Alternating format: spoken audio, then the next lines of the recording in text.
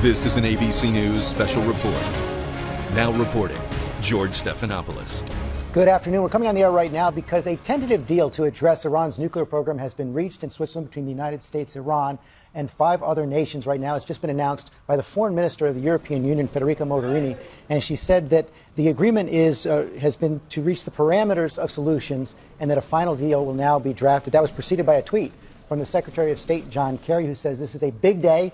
EU P5-1 and Iran have parameters to resolve major issues on the nuclear program. Back to work soon on a final deal. Also, the president of Iran, Hassan Rouhani, has also issued a tweet saying that they have reached solutions on these key parameters on the Iran nuclear program. It will also address the lifting of sanctions on Iran as well. I want to go to ABC's chief foreign correspondent, Terry Moran, who's been covering the negotiations in Lausanne. Terry, what do you know?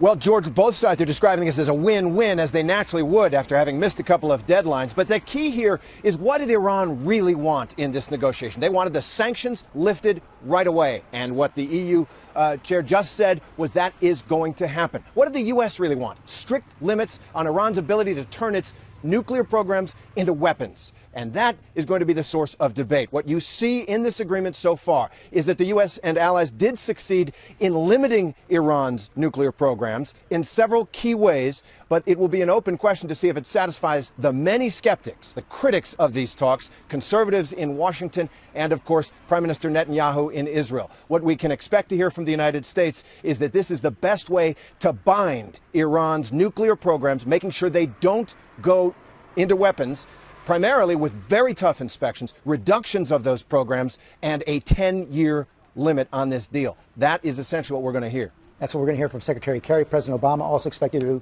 address this later today. You mentioned the Israeli Prime Minister Benjamin Netanyahu. He's already tweeted on this as well. He said that any deal must significantly roll back Iran's nuclear capabilities and stop its terrorism and aggression. So the question will be, did this deal simply freeze Iran's program or roll it back? As we said, we expect to hear from Secretary Kerry soon. Also, the president, we will be back when President Obama speaks. Until then, this is George Stephanopoulos in New York. Have a good day. This has been a special report from ABC News.